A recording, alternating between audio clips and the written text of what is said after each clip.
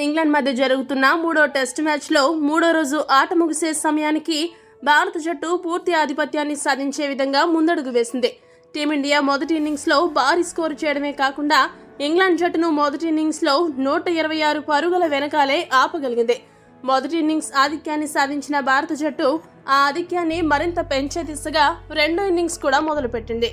రెండో ఇన్నింగ్స్లో భారత జట్టు ఇంగ్లాండ్ జట్టు ఊహించని రీతిలో దూకుడు పెంచి వారికి సూపర్ షాక్ ఇచ్చింది.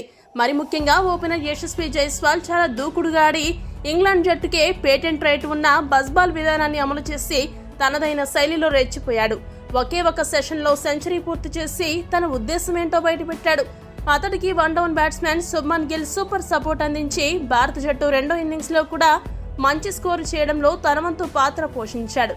కానీ మూడో రోజు ఆట ముగిసే సమయానికి కొద్దిగా ముందు గాయం కారణంగా యశస్వి జైస్వాల్ అర్ధాంతరంగా వైదొలిగాడు. జైస్వాల్ మైదానాన్ని విడిన తర్వాత అభిమానులకు ఒక అనుమానం వెంటాడుతోంది. యశస్వి జైస్వాల్ 4వ రోజు మళ్లీ తిరిగి బ్యాటింగ్ చేస్తాడా లేదా అన్న డౌట్ అందరిలోనూ ఉంది. ఇదే విషయమై ఐసీసీ రూల్స్ ఏం చెబుతున్నాయో ఇప్పుడు చూద్దాం. ఆట మధ్యలో ఏ ఆటగాడైనా రిటైర్ అవుట్ అవుతే అదే ఇన్నింగ్స్ లో మళ్లీ బ్యాటింగ్ చేయడానికి వీలుండదు. అదే రిటైర్డ్ హర్ట్ అయితే మళ్లీ బ్యాటింగ్ చేయొచ్చు. ఇక్కడ జైస్వాల్ వాస్తవానికి రిటైర్డ్ హర్ట్ గా వెనుదిరిగాడు. కాబట్టి జైస్వాల్ గనుక 4వ రోజు గాయం నుండి కోలుకుంటే ఖచ్చితంగా బ్యాటింగ్ దిగే అవకాశం ఉంటుంది.